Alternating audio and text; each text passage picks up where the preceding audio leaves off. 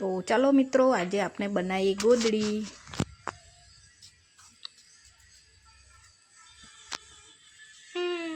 ત્યાં આવી ગયું આરું। તો સૌથી પહેલાં તો આપણે કપડાં લઈ લીધા જૂના, જે ફાટેલા હોય છે એવા બધા જૂના, ધોઈ નાખ્યા હતા। ધોયા પછી આવી રીતના એ કપડાને આપણે ફાડીને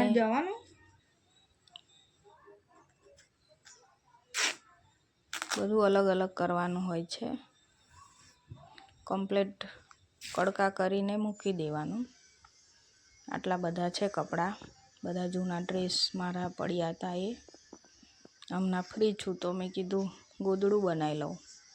આ રીતના બધા અલગ અલગ ફાડીને કડકા બનાવ્યા છે બધા।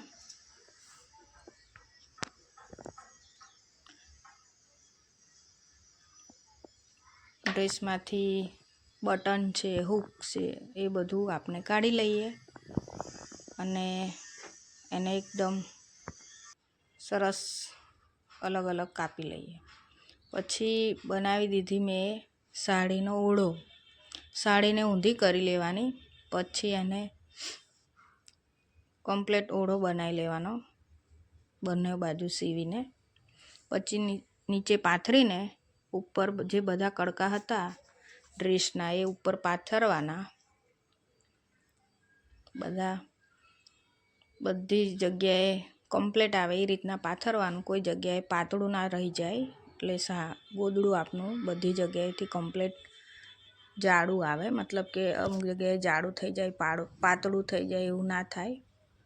આવી રીતના બધા કડકા આપણે પાથરી લીધા અને મોટા કડકા છે ઓઢણીઓના એ ઉપર પાથરી દીધા, મતલબ કે નાના કડકા બહાર નીકળી ના જાય। હવે આપણે આને અંદરથી ફેરવીશું, એટલે બધું અંદર ગોળ ગોળ વીંટળાઈ જશે। તો જોઈએ આપણે।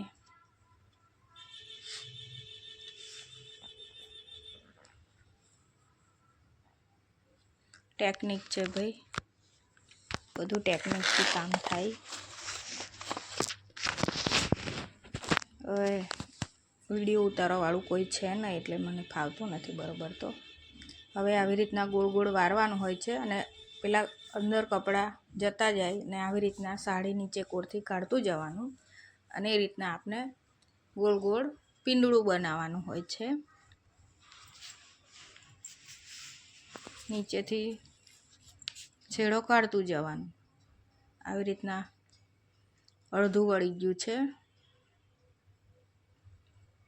ધ્યાન રાખવું પડે આમાં બહુ, કંઈ જાડું પાતળું ના થઈ જાય એનું।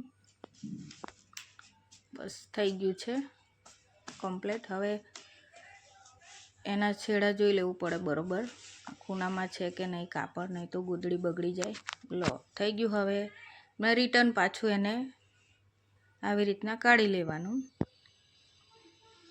જેમ આપણે ગોળ પીંડળું વાળ્યું એવી રીતના પાછું એને ખોલી લેવાનું, મતલબ કે બધું ઓટોમેટિક થતું જ જાય।